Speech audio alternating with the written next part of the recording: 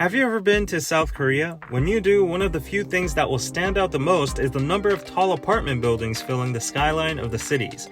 Although this is an efficient use of little land Korea has, where around 80% of all homes are multi-family housing units, it is also the cause of a chronic social issue: noisy neighbors.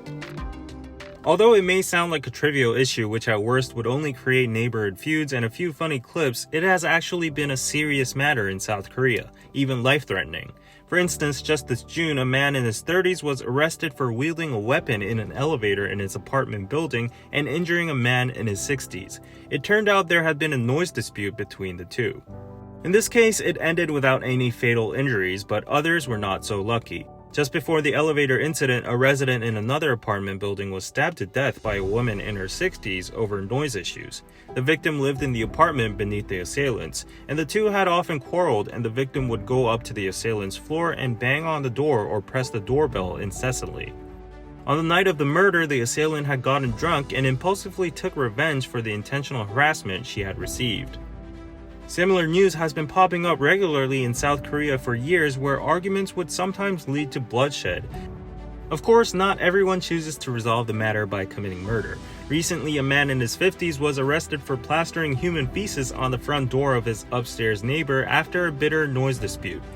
Others usually settle for leaving mean comments in the elevator or apartment bulletin board.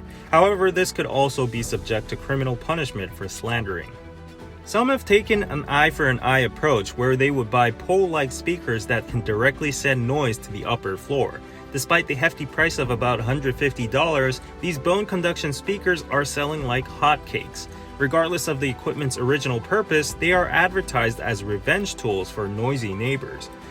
One popular product has even received thousands of reviews where people recommend its use to successfully exact vengeance on noise villains. Sadly, noise disputes are only worsening with the advent of COVID-19, where more people are forced to stay indoors. In fact, according to the Korea Environment Corporation, about 36,000 complaints were filed until November last year, up 51% from the same period a year earlier. Even some celebrities are facing the threat of being canceled for being noise villains. In reaction to the increasing conflict, a variety of countermeasures are also emerging. Articles and books have been published explaining behaviors to avoid for both upper and lower floor residents and possible legal consequences they could face. The government has also decided to introduce a new system in 2022 where new buildings have to pass the noise blocking test between floors.